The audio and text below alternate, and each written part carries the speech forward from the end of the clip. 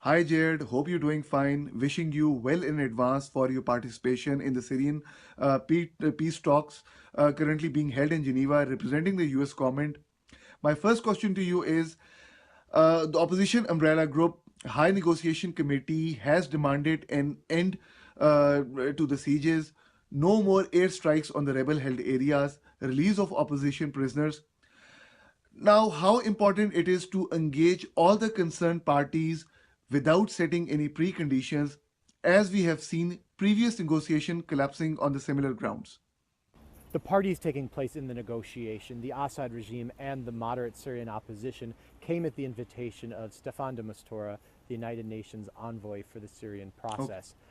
Part of the invitation said that they are coming to discuss the implementation of several elements rather than negotiating them.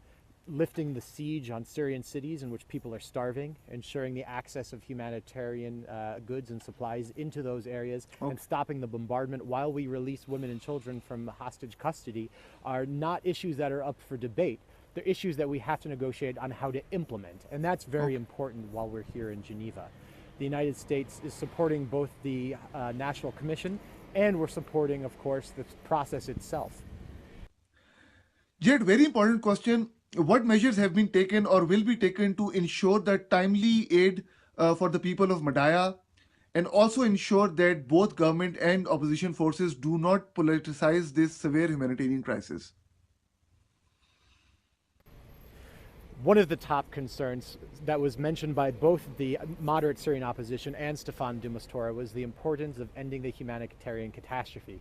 After 5 years of civil war, the Syrian people need the international community to rally behind them. The United States is here to make sure that we're supporting both the Syrian opposition and the United Oh, Nations. We're working on several fronts. First, by making sure that the regime shows its commitment to this.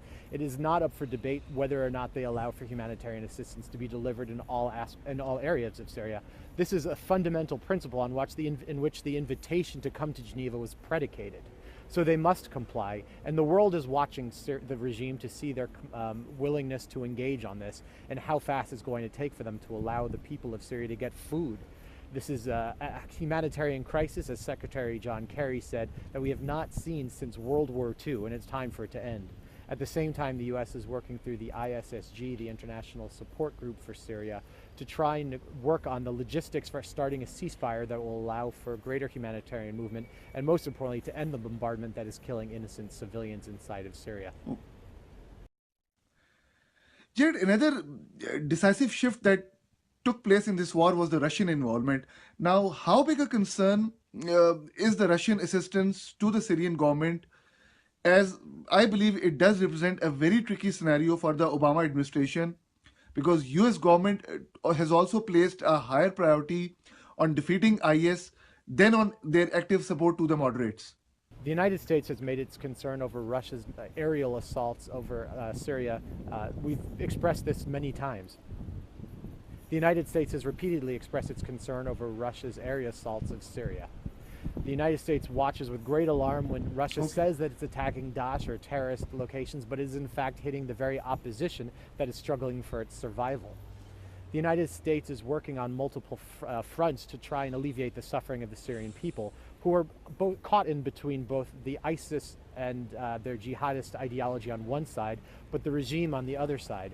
But in reality, the only way to solve ISIL is by working on a negotiated political system that will give the Syrians a government that represents them. This is important because Bashar al-Assad is responsible for the political chaos and power vacuum that has allowed Daesh to exist in North Syria. So we're working on many fronts and with many partners. We have a coalition of 65 countries around the world that includes not only the West, Okay. it includes Arab states, and it includes Muslim nations from outside the Middle East as well, who are committed to seeing an end to the takfiri, the jihadist ideology that is a threat to the entire world. Terrorism knows no boundaries, and it's a concern for the entire world.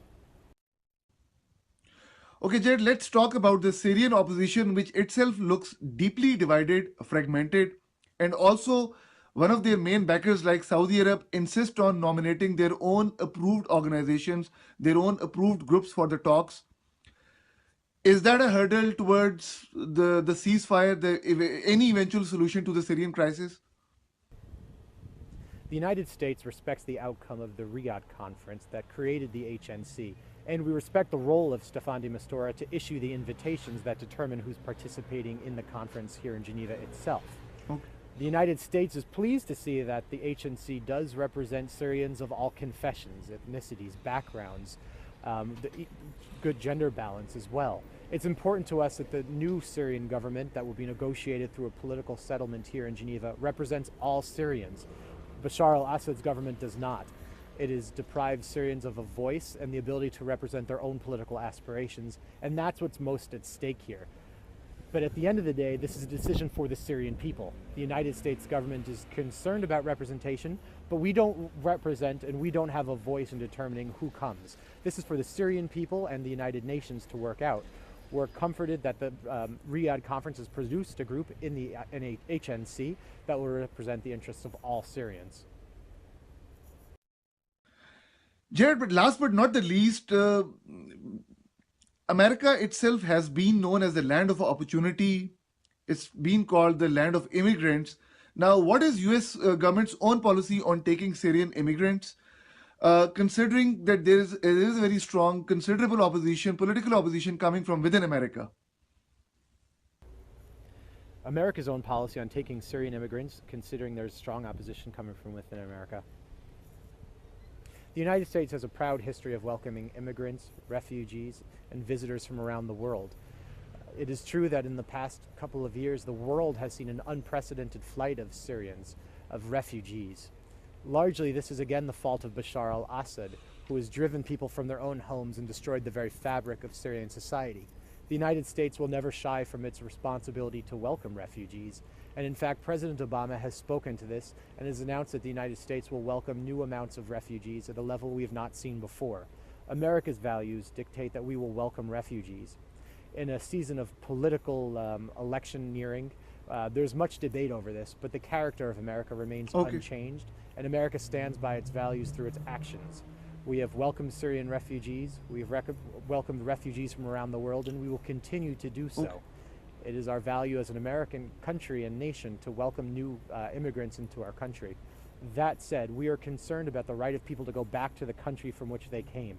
And the only way to make sure that Syrians have a home to go back to is by committing to a negotiated political system, negotiated political settlement here in Geneva that will give Syrians a future in their own homeland.